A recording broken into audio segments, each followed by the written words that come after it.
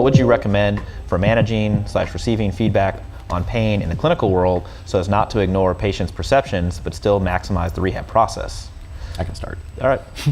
So this was the reference where I was talking about how if you're a coach and you're coaching somebody who has some discomfort, say in their back, after every rep or after every set, and you're asking, how's your back feel? How's your back feel? How's your back feel? Constantly drawing more attention to that area, because we know that attentional focus plays a big role in people's experience of pain.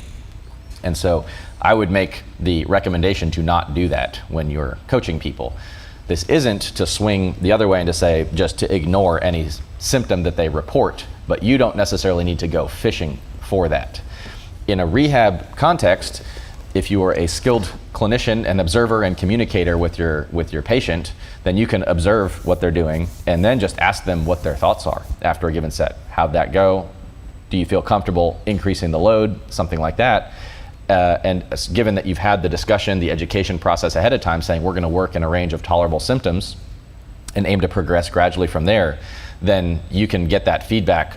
They can volunteer it to you rather than you go and fishing for it from them. So to the point where if they're feeling comfortable and okay, then you can celebrate that and say, that's awesome, that's great news, you're feeling good, that's a good sign, we can keep progressing in this process. Whereas if they volunteer that this is pretty uncomfortable, or I'm concerned about this, or this is freaking me out, or I don't want to go up anymore, then you can respect that and maybe have a discussion around it and modify the plan accordingly, rather than constantly going, again, fishing and drawing their attention to an area that their attention may not necessarily be on. Focusing their attention more on the task and celebrating the victory of that went well, I think is probably the way that I would go in a clinical context. I recognize, however, that in the clinical world, there's some tendency and potentially even rules and requirements to get patients' pain scores on a scale of 1 to 10, and that can be annoying, but you don't need to do a pain score on a scale of 1 to 10 after every set either. So I would do the bare minimum on that front as far as getting your pain scores, and then just focusing on the task and not unnecessarily drawing attention to where it doesn't need to be. Yep. I think just a practical sense, I actually don't recommend that most coaches ask about it. You can, if you notice somebody who's demonstrating pain-related behavior, which during a lift would be some sort of like slowdown that occurs like during the descent of a squat, for example, or like hesitation during a particular lift that is abnormal because you've worked with this person before, you can ask like, hey, was that painful for you?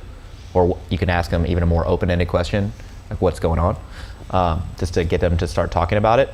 But my general recommendation is to not ask, does that hurt, after any set.